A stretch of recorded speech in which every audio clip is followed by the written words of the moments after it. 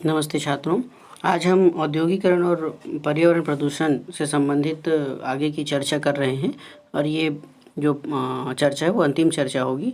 छात्रों, आज हम देखेंगे पर औद्योगिक क्षेत्र में जो भूमि की जो उपयोग की समस्या है वो किस प्रकार बढ़ती जा रही है, इस संबंध में हम चर्चा करेंगे। तो आइए देखते हैं। देखिए, भूमि उपयोग की समस्या, इस सबसे पहले हम इसको एक भूमि से निकलने वाले गंदे भूमि से निकलने वाले जो पानी वो नाले में जाते हैं, फिर वो नदी में जाते हैं, इस संबंध में देखा।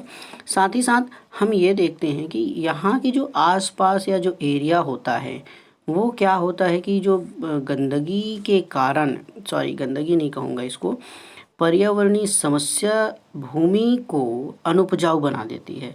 वहाँ पे इतनी ज़्यादा रासायनिक मात्रा में जो पानी बहा दिए जाते हैं मैदानों में भी, कि वहाँ पे कोई भी प्रकार की वनस्पति उत्पन्न होना संभव नहीं रहता। यानी कि वहाँ की जो मिट्टी है उनकी उर्वरा शक्ति 100% क्षीण हो जाती है और उसमें किसी प्रकार के उत्पादन के बारे में आप सोच भी नहीं सकते। देखिए, एक सीमेंट जो उद्योग है उनके द्वारा भी कैसे प्रदूषण होता है। जैसे एक सीमेंट है, एक आपने देखा प्रदूषण की मात्रा माइक्रोग्राम और प्रति घन मीटर में है।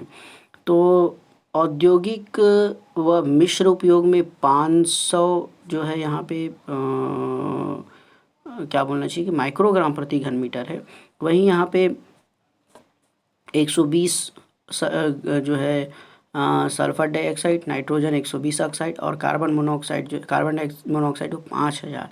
आप नीचे में देखिए, यहाँ पे आवासीय ग्राम में इस प्रकार की स्थिति है ना। और संवेदनशील जो एरिया है जहाँ पे 100 किसका है, निलंबन कण का, सल्फर डाइऑक्साइड का 30 है, नाइट्रोजन ऑक्साइड का 30 है और कार्बन मोनोऑक्साइड का 1000 है। यहाँ पे उपयुक्त सीमा कितनी से अधिक नहीं होनी चाहिए, 95% से अधिक नहीं होनी चाहिए।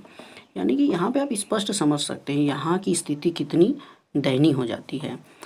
अब उसके बाद हम थोड़ी सी बात कर ले सीमेंट उद्योग की। सीमेंट उद्योग जो भी इस स्थिति के लिए काफ़ी महत्वपूर्ण है। जैसे ताप विद्युत और एल्यूमिनियम संयंत्र द्वारा जो उड़ाने वाली जो राख है, हमने पहले चर्चा किया, तो राख कितनी मात्रा में इसका जो है क्षरण कर रहा है, इस संबंध में हालांकि पिक्चर के बारे में पहले पूर्व कक्षा में चर्चा हो चुकी है। अब बात करते हैं सीमेंट उद्योग द्वारा प्रदूषण। तो सीमेंट उद्योग द्वारा प्रदूषण कैसे हो रहा है। सबसे पहले देखिए, हम इससे पहले बात कर रहे थे कोरबा या यहाँ पे भूमि उपयोग की जो समस्या है उस संबंध में। तो यहाँ पे हम चर्चा करेंगे भूमि उपयोग के संबंध में। जितने भी संयंत्र होते हैं, फैक्ट्रियाँ होती है, उनमें एल्यूमिनियम संयंत्र हो या ताप विद्युत संयंत्र हो या कोयला खनन का क्षेत्र हो या किसी प्रकार की जो कंपनी है, रासायनिक कंपनी हो, ये क्षेत्र जो होते हैं वो, या खदान क्षेत्र में भूमि उपयोग एवं भू अवनयन की समस्या एक प्रमुख समस्या है। एल्यूमिनियम संयंत्र द्वारा उत्पादित ठोस अपशिष्ट रेमंड और ब्लैकमन और ताप विद्युत संयंत्र द्वारा उत्पादित उड़न राख का निपटान इस इकाइयों की एक प्रमुख समस्या है। ताप विद्युत केंद्रों में भी, कोयला क्षेत्रों में भी, कोई भी फैक्ट्रियों में भारी मात्रा में जो है प्राप्त होने वाली राख से निपटने हेतु अधिक भूमि की आवश्यकता होती है, जिससे कृषि योग्य भूमि भी इसमें सम्मिलित होती जा रही है। भूमि उपयोग से संबंधित ये एक प्रमुख समस्या है और राख का उचित निपटान न होने के कारण ये हवा के साथ उड़कर आसपास के एरियो में अनेक प्रकार की समस्या उत्पन्न कर रही है। ताप विद्युत केंद्रों के भी, कोयला क्षेत्रों के भी प्रबंधन समितियां हैं, इस दिशा में प्रयासरत है कि इस उड़न राख का उपयोग एवं निपटान हो और यह पर्यावरण को कम से कम प्रदूषित करे। इस राख के ढेर पर घास, विविध पेड़ पौधे उगाए जा रहे हैं और विभिन्न संस्थाओं द्वारा इस दिशा में भी शोध कार्य हो रहा है। और इन संयंत्रों या के जो प्रबंधक हैं उनके अतिरिक्त गवर्नमेंट्स भी और बहुत सारे एनजीओज भी भूमि के लिए आसपास के किसानों की भूमि अधिग्रहण की जाती है और इस भूमि की क्षतिपूर्ति किसानों को नगद या उसके आश्रितों को नौकरी देकर की जाती है। तो इस गांव की सामाजिक आर्थिक स्थिति में थोड़ी बहुत सुधार हो रही है। ताप विद्युत संयंत्र के द्वारा एक बहुत सारी कल्याणकारी योजनाएं चलाई जाती है और इन कंपनियों के द्वारा CSR का जो 2% है, उनके कुल टर्नओवर का 2% का उपयोग CSR के माध्यम से किया जाता है। इसमें राख का जो उपयोग है वो सड़क निर्माण, ईंट बनाने, सीमेंट कारखाने, खाली स्थान अथवा गड्ढों को भरने में भी किया जा सकता है। साथ ही ये कृषि के क्षेत्र में अम्लीय और क्षारीय दोनों ही प्रकृति के होने के कारण अम्लीय और क्षारीय कृषि को उपजाऊ बनाने में भी सहायक होती है। तो कृषि के क्षेत्र में ये राख का उपयोग एक मिट्टी के भौतिक, रासायनिक और सूक्ष्म पौष्टिक तत्वों के गुणों पर निर्भर करता है ना। और फिर जैसे सीमेंट जो संयंत्र हैं उनके द्वारा भी बहुत सारी जो है क्या बोलते हैं कि बहुत सारे प्रदूषण होते हैं सीमेंट में भी। सीमेंट में इस उद्योग के द्वारा बहुत सारे प्रदूषण कैसे हो रहे हैं, थोड़ा सा ध्यान से सुनिए। सीमेंट उद्योग से निकलने वाले धूल कण वायु प्रदूषण के प्रमुख स्रोत हैं। सीमेंट इकाइयों से उत्सर्जित धूल कण जो है प्रमुख रूप से रॉ मिल, भट्टी और तथा क्लिंकर कूलर इत्यादि से निष्कासित होते हैं। इस प्रकार सीमेंट संयंत्र से निकलने वाले धूल एक प्रकार का विषमांग मिश्रण है जिसमें कच्चे माल एवं क्लिंकर प्रक्रियाओं से निकलने वाले प्रदूषण की प्रधानता होती है। तो जैसे मैं कुछ सीमेंट के बारे में बात करता हूँ, जैसे ग्रासिम सीमेंट, ये वायु प्रदूषण हो रहा है। आपको पता हो ग्रासिम सीमेंट जो है रायपुर में है। और मंदिर हसौद में स्थापित स्पंज आयरा संयंत्र मोनेटिस लिमिटेड, ये व्यापक वायु गुणवत्ता, तो ये जो है प्रदूषण है। साथ ही जल की, इसके साथ ही आसपास के जो एरिया हैं वो जल की गुणवत्ता भी समाप्त होती जा रही है और उनका जल का जो pH मान है वो भी जो है पीने योग्य नहीं है, pH मान भी बढ़ रहा है। रायपुर जिले के जो औद्योगिक क्षेत्र हैं जैसे भनपुरी, वहाँ की जल प्रदूषण की स्थिति के बारे में आप थोड़ा सा सुनिए कि जो धरसींवा विकास खंड के अंतर्गत आता है, जो कि औद्योगिक इकाइयों द्वारा निस्तारित दूषित जल के परिणाम स्वरूप नलकूप का जल प्रदूषित हो रहा है और इस जल में अत्यधिक मात्रा में रासायनिक तत्व पाए जा रहे हैं। ये प्रदूषण, ये जो एरिया है वो प्रदूषण से ग्रस्त है, जिसमें कुछ एरिया अध्ययन में पाया गया, उसमें कुछ नाम है जैसे सीतानगर, कपिविलास, सुभाष नगर, धनलक्ष्मी नगर।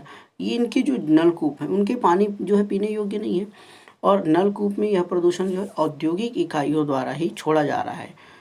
तो अनौपचारिक जल के कारण भी इस प्रकार की जो संभावना है वो बनी हुई है। यही बात जो दुर्ग भिलाई क्षेत्र में जो पर्यावरण प्रदूषण है उस संबंध में जो है देखी जा सकती है। जैसे भिलाई संयंत्र में जो कि दुर्ग से 13 किलोमीटर पूर्व में राष्ट्रीय राजमार्ग क्रमांक 6, अब ये 51 हो गया है। यह एक एकीकृत इस्पात संयंत्र है जिसमें खनिज जो है उत्खनन, कच्चे माल के तौर पर पिग आयरन से इस्पात बनाने की जो प्रक्रिया, उप उत्पादों से रसायनों की पुनर्प्राप्ति, ऑक्सीजन और विद्युत उत्पादन की प्रक्रिया की जाती है। इकाई में मुख्य रूप से कोयला, लौह खनिज, चूना पत्थर, डोलोमाइट और कच्चे मालों की आवश्यकता होती है। इन सभी प्रक्रिया के दौरान काफ़ी बड़ी मात्रा में चिमनी और अन्य स्रोतों से वायु प्रदूषण का उत्खनन होता है, जिसमें मुख्य रूप से धूल गैस जैसे सल्फर डाइऑक्साइड, नाइट्रोजन ऑक्साइड इत्यादि होते हैं। अब जैसे भिलाई में व्यापक वायु गुणवत्ता, तो यहाँ तो जैसे सल्फर इस्पात संयंत्र के अलावा वाहन यातायात, घरेलू ईंधन के जलने और आसपास के स्थित दूसरे उद्योगों से उत्सर्जन जो है वो संयंत्र के आसपास वायु प्रदूषण को बढ़ाने में अपना योगदान देते हैं। संयंत्र से 3 किलोमीटर के क्षेत्र में भी निलंबित धूल कणों की सांद्रता 490 से 530 माइक्रोग्राम प्रति घन मीटर के बीच है। सल्फर डाइऑक्साइड, नाइट्रोजन ऑक्साइड की सांद्रताएं जो है निर्धारित सीमा के मानक में भी जो है नहीं पाई जा रही है। भिलाई की जो वायु में धूल कण एवं की जो सांद्रता है उनकी अधिकता के कारण सल्फर और नाइट्रोजन ऑक्साइड का सल्फेट और नाइट्रेट में परिवर्तित उपरोक्त प्रदूषणों के स्तर को कम करने वाले एक प्रमुख कारण जो है बनता जा रहा है। और इसके बाद इसका जो मानव स्वास्थ्य पर क्या प्रभाव पड़ रहा है ये देख लीजिए। इनका विशेष महत्व है कि मानव स्वास्थ्य पर क्या प्रभाव पड़े। यहाँ पे एक बना सकते हैं मानव के जो स्वास्थ्य हैं उनके ऊपर। तो मानव स्वास्थ्य पर प्रदूषण का क्या प्रभाव पड़ता है? सबसे पहले ध्यान दीजिए कि पर्यावरण प्रदूषण के फलस्वरूप मानवीय स्वास्थ्य पर विपरीत प्रभाव पड़ रहा है। ये आवश्यक बहुत सामान्य बात है। श्वसन हेतु आवश्यक स्वच्छ वायु आदि काल से क्षय स्रोत मानी जाती है और अक्षय स्रोत मानी जाती है, यानी जो है श्वसन हेतु आवश्यक जो स्वच्छ वायु आदि काल से अक्षय स्रोत मानी जाती है। पर्यावरण जो वातावरण में औद्योगिक इकाइयाँ, वाहनों द्वारा उत्सर्जित धुएं और अन्य क्रियाकलापों से वायु और जल दोनों ही प्रदूषित हो रहे हैं।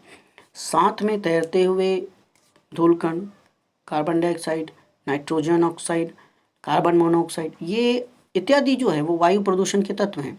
सामान्य रूप से पाए जाने वाले प्रदूषक पदार्थों का श्वसन तंत्र पर एवं धमनी तंत्र पर सीधा असर पड़ता है। कोयला क्षेत्र में जितने भी वहाँ की जो पट्टियों पे आने वाले जो फैक्ट्री हैं, कोयला पट्टी जो हैं, कोयला बेल्ट हैं, वहाँ पे जो कारखाने हैं, फैक्ट्रियाँ हैं, औद्योगिक क्षेत्र हैं, वहाँ से निकलने वाले धुएं धूलकण का जो प्रभाव है वो संपूर्ण क्षेत्र में देखा जाता है। वहाँ के निवासियों में आँखों में जलन, दमा, अस्थमा की शिकायत पाई जा रही है। इस प्रकार के आपके जो सीमेंट्स से रिलेटेड जो एरिया हैं वहाँ पे भी धुएं में परिणाम स्वरूप ग्रामवासियों में श्वसन से संबंधित शिकायतें पाई गई है। जल प्रदूषण के अंतर्गत औद्योगिक क्षेत्र में भी मनुष्यों में बाल झड़ने की समस्या देखी गई है ना। भनपुरी जैसे मैं भी उदाहरण बताया भनपुरी का, वहाँ पे भी नलकूप के जो प्रदूषित जल से त्वचा में जलन और त्वचा का जो लाल होना जैसी बीमारी पनप रही है।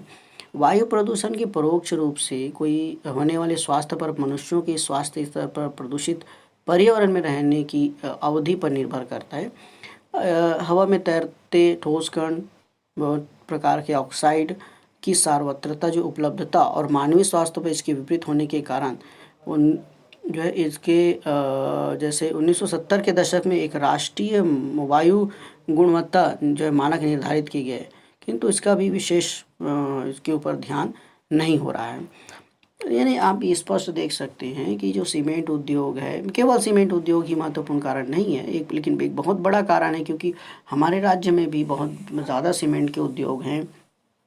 जैसे दुर्ग जिला में आपका ACC है, रायपुर का मैंने मंदिर हसौद वाली बात कर दी, औद्योगिक क्षेत्र में सिलतरा भनपुरी वाला आ गया, रायगढ़ एरिया है, कोरबा पूरा और बिलासपुर का जो ये पूरे वायु को प्रदूषित करते हैं। इसका पूरा प्रभाव जो है वो वहाँ के आसपास रहने वाले निवासियों के ऊपर पड़ता है। छात्रों, ये औद्योगिकरण और प्रदूषण से संबंधित ये अध्यापन कार्य रहा। मैं आशा करता हूँ आपको समझ आया होगा। आप इसे पॉज करके नोट्स भी बना सकते हैं और चाहें तो इस लेक्चर को बार बार सुनकर 2-4 बार सुनने से आपको पूरा याद हो जाएगा, स्पष्ट हो जाएगा। धन्यवाद।